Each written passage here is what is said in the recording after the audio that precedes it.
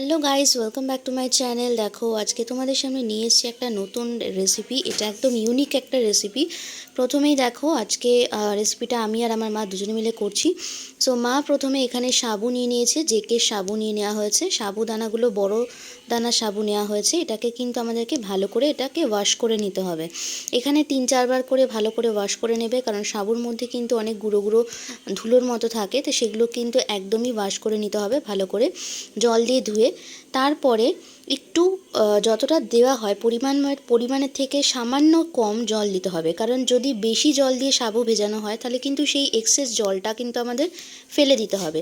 তাই জন্য আমাদের জলটা যাতে না ফেলতে হয়, তাই পরিমাণের থেকে একটু কম জল দিয়ে আমাদের ভেজাতে হবে। দেখো এতে কিন্তু সাবু যে পুরো যে জলটা থাকবে সেটা কিন্তু পুরোটাই সোপ করে নেবে। দেখতে পাচ্ছ ভালো মতো সোপ হয়ে গেছে। তারপর এটাকে আমরা একটা মিক্সার গ্রাইন্ডারে দিয়ে ভালো করে এটাকে পেস্ট করে নেব। তবে এখানে যখন তোমরা মিক্সার গ্রাইন্ডারে সাবুটা দেবে, যেরকম আমরা করেছিলাম, এখানে ভয় পাওয়ার কোনো কারণ নেই, কারণ সাবু কিন্তু খুব তাড়াতাড়ি দলা পাকিয়ে যায়। সেই কারণে একটা অদ্ভুত টাইপের মিক্সারে আওয়াজ হয়, যেটা আমাদের বাড়িতে হয়েছিল। সো দেখো এখানে সাবুটা খুব ভালো করে মিক্স হয়ে গেছে। তবে মিক্সিং করার সময় কিন্তু এখানে একদমই কোনো রকমের জল কিন্তু ইউজ করবে না, তাহলে কিন্তু এটা পাতলা হয়ে যাবে। একদম উইদাউট জল ছাড়া কিন্তু এখানে সাবুটাকে এরকমভাবে মিক্সার গ্রাইন্ডারে দিয়ে ভালো করে পেস্ট বানিয়ে নিতে হবে। আর দেখো ভালো করে পেস্ট হয়ে গেলে দেখতেই পারবে কতটা আঠালো হয়ে যাবে। দেখতেই পাচ্ছ আমার মায়ের এখানে আঙুলের মধ্যে পুরো আটকে গেছে, ঠিক এরকমই হতে হবে। জল দিলেই কিন্তু এটা একদম পাতলা হয়ে যাবে বা নরম হয়ে যাবে। সে কারণে জল ছাড়া আমাদেরকে ভালো করে পেস্ট করে নিতে হবে। এরপর হচ্ছে মাখার পালা। এটাকে একটা ভালো করে একটা বড় থালার মধ্যে নিয়ে এরকম যতটা পরিমাণে স্ট্রেচ হয় এরকমভাবে স্ট্রেচ করে করে মেখে নিতে হবে। হাতের তালুর সাহায্যে ভালো করে প্রেস করে করে মাখতে হবে। আমার মাখাটা দেখে বুঝতেই পারছো যে কতটা জোর দিয়ে মাখতে হচ্ছে, তাহলে কিন্তু খুব সফট হবে এবং নরম হবে।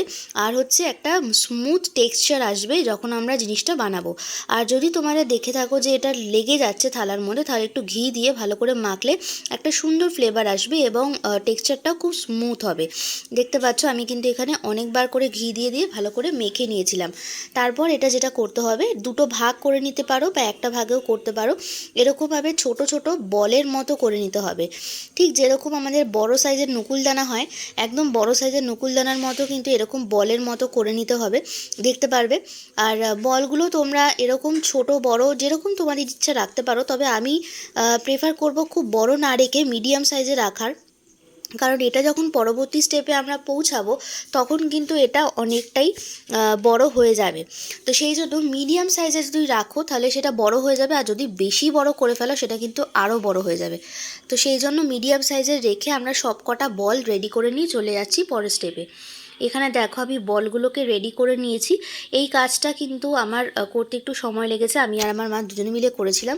তোমাদের বাড়িতে বাচ্চা থাকলে অবশ্যই কিন্তু তাদেরকে দিয়ে কাজটা করাতে পারো, তারাও কিন্তু খুব আনন্দ সহকারে কাজটা করবে। এটা একটা খেলার ছলে কাজটাও হয়ে যাবে, দেখতে পাচ্ছ। আর প্রত্যেকটা বল খুব সুন্দর গোল গোল হয়েছে, আর একদম কিন্তু কারুর গায়ের সাথে কেউ আটকাচ্ছে না। তারপর চলে যাব আমরা নেক্সট স্টেপে। এখানে দেখো আমি টোটাল 1 লিটার ফুল ক্রিম দুধ নিয়ে নিয়েছি।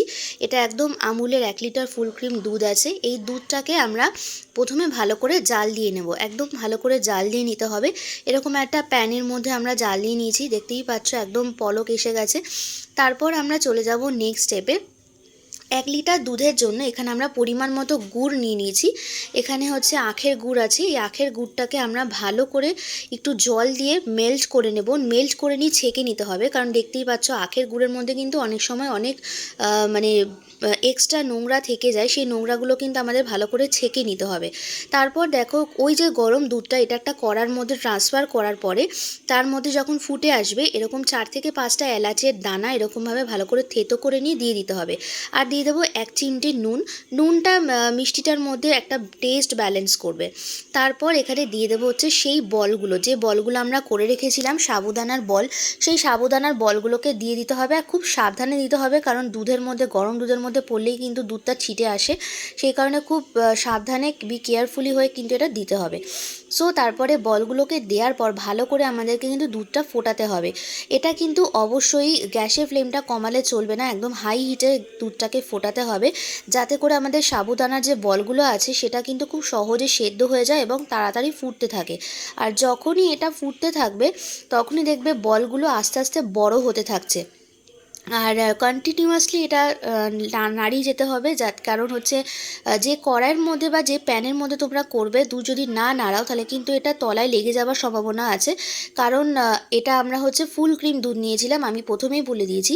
দেখো এখানে ফুল ক্রিম দুধ নেওয়ার জন্য আমাদের কিন্তু এটা কন্টিনিউয়াসলি নাড়তে হবে। আর দেখো এখানে বলগুলো কত সুন্দর করে ফুলে উঠেছে, দেখতেই পাচ্ছ কতটা ছোট ছিল আর কতটা বড় হয়ে গেছে। আর সফট হয়, ভীষণই সফট হয়। তোমরা কিন্তু এই মিষ্টিটা অবশ্যই একবার বাড়িতে ট্রাই করো। আর আমাদের এখানে বলগুলো পুরোপুরি ফুটে গেছে। এবার যে কাজটা হবে, দেখো কতটা হয়েছে তোমাদেরকে একবার দেখিয়ে দিই। কি সুন্দর, একেবারে সাদা, একদম রসমালাইয়ের মতো দেখতে লাগছে। দারুণ দেখতে লাগে এগুলোকে, আর খেতেও খুব ভালো হয়। আর খুব সুন্দরভাবে গোল গোল একেবারে রসগোল্লার মতো ফুলে গেছে। ঠিক এই পর্যায়ে এসে গ্যাসের ফ্লেমটাকে আমাদেরকে কমিয়ে দিতে হবে যখন আমরা গুড়টা দেবো। আর কারণ গুড়টা দেওয়ার সময় কিন্তু গ্যাসের ফ্লেম যদি তুমি না কমাও, অনেক গুড় কিন্তু দুধটা কেটে যাওয়ার সম্ভাবনা থাকে। তো সেই জন্য আমরা এখানে গ্যাসের ফ্লেমটাকে কমিয়ে দেবো যখন আমরা গুড়টা দেবো। গুড়টা দিয়ে মিক্স করার পরে আবার ফ্লেমটাকে হাই ফ্লেমে করে দিতে হবে। দেখতেই পাচ্ছ আমার এখানে মিক্সিংটা হচ্ছে, এবং যত মিক্স করবে তত দেখবে দুধের মধ্যে একটা খুব মিষ্টি কালার আসে। এই কালারটাই কিন্তু আমাদের থাকবে। সো গাইস, দেখতে পারলে আমার এখানে রেসিপিটা কিন্তু পুরোপুরি কমপ্লিট হয়ে গেছে। আমি এখানে এটা নামিয়ে নিয়েছি। কতটা সুন্দর দেখতে হয়েছে দেখো। এটা আমাদের সাবুর রসমালাই একেবারে রেডি হয়ে গেছে। আর দেখতে খুব সুন্দর হয়, খেতেও কিন্তু খুব টেস্ট হয়। আর তোমরা তোমাদের পছন্দ মতো মিষ্টির পরিমাণটা কম বেশি করে নিতে পারো। তবে আমি এখানে মিডিয়াম মিষ্টি রেখেছি, কারণ খুব একটা বেশি মিষ্টি আমাদের বাড়িতে কেউই খায় না। তো সেই কারণে মিডিয়াম মিষ্টি রেখেছি। তোমরা কিন্তু তোমাদের মিষ্টির পরিমাণটা কম বেশি করে নিতে পারো। সো গাইস, আমার এই রেসিপিটা কেমন লেগেছে অবশ্যই কিন্তু তোমরা কমেন্ট করে জানাতে ভুলো না। ভালো লাগলে একটা লাইক করে দিও। আর যারা চ্যানেলে নতুন বন্ধু আছো তারা অবশ্যই কিন্তু চ্যানেলটাকে সাবস্ক্রাইব করে চ্যানেলের সাথে থাকো। তোমাদের সাথে আবার পরবর্তী অন্য কোনো ভিডিওতে দেখা হবে। ততক্ষণের জন্য তোমরা সবাই সুস্থ থাকো, ভালো থাকো, সাবধানে থাকো। আর অবশ্যই এই মিষ্টিটা বাড়িতে ট্রাই করো। এটা কিন্তু যে কোনো অনুষ্ঠানে এটা করা যায়, আর খুবই টেস্টি হয়। বাচ্চারা বড়রা সবাই কিন্তু এটা খুবই পছন্দ করবে। তোমাদের সাথে দেখা হবে আবার পরবর্তী ভিডিওতে। টাটা।